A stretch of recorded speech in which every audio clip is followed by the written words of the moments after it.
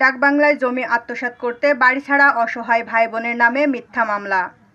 পৈতৃক সম্পত্তি আত্মসাৎ করতে মারধর করে করা হয় বাড়িছাড়া। গত ৮ মাস যাবৎ বাড়িছাড়া থাকার পর এবার মাকে দিয়ে দেওয়া হলো মিথ্যা মামলা। এছাড়াও দেওয়া হচ্ছে নানাভাবে হুমকি ধামকি। অসহায় দুই ভাই বোনের জমি না দেওয়ার ফোন দিয়ে এটেছে ঝিনাইদহের ডাকবাংলা বাজারের কাজী আলম ও কাজী রবিউল। কাজী আলম ও কাজী রবিউলের নামে এলাকায় জমি দখলের নানা অভিযোগ রয়েছে।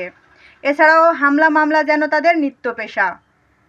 এবার আপন দুই ভাই বোনের জমি আত্মসাৎ করতে অসুস্থ মাকে দিয়ে আপন ভাই বোনের নামে মিথ্যা মামলা করিয়েছে আদালতে।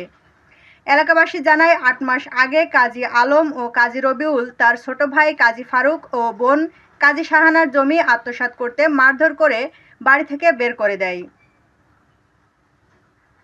গত ৮ মাস যাবৎ তারা ঝিনাইদহ শহরে ভাড়া বাসায় থাকছে।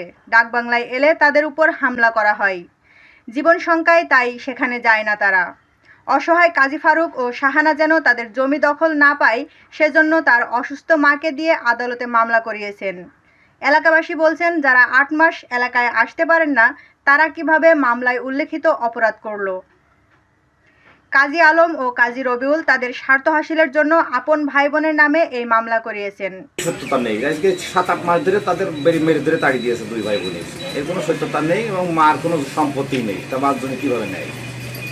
এটা অরিজিনালি মিথ্যা কথা, সম্পূর্ণ মিথ্যা।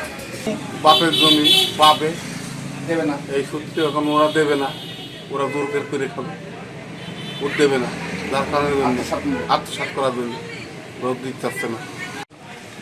গত মাসে মামলা হয়েছে এটা তো আমরা জানি না, তবে ওরা তো ৬-৭ মাস ধরে বাড়িতে নাই।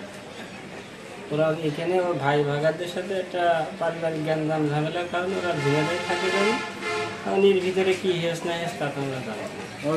ভুক্তভোগী কাজী ফারুক বলেছেন, জীবন শঙ্কায় আমরা গ্রামে যেতে পারছি না, আর আমার অসুস্থ মাকে নিয়ে এভাবে মামলা করানোর উদ্দেশ্যে আমার জমি না বুঝে দেওয়া।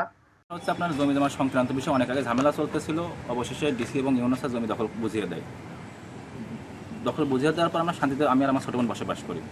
পরবর্তীতে এলাকার কিছু কুচক্রী মহল এবং আমার সন্ত্রাসীরা এরা আবার আমাদের বাড়িতে হামলা করে নগদ টাকা পয়সা গহনা সব লুটপাট করে।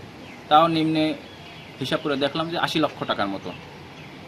এরপর তো বাড়ি ছাড়া আমি এবার বাড়ি ছাড়া থাকাকালীন মাকে দিয়ে আবার পুনরায় মিথ্যা মামলা করছে, যার কোনো ভিত্তিই নাই। আমি ৮ মাস ধরে বাড়ি না তো মাকে দিয়ে নাকি মারছি। আমি আমার বাপের সম্পত্তি পাচ্ছি না।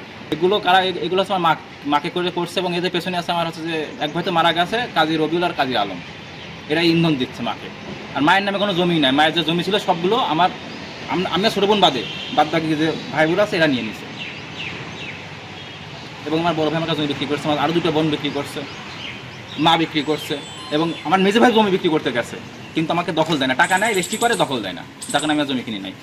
অসহায় কাজী ফারুক ও কাজী শাহানার নামে দায়েরকৃত মামলা প্রত্যাহার করে এর পেছনে ইন্ধনদাতাদের শাস্তির দাবি করেছেন স্থানীয়রা। Desk report, eagle TV news.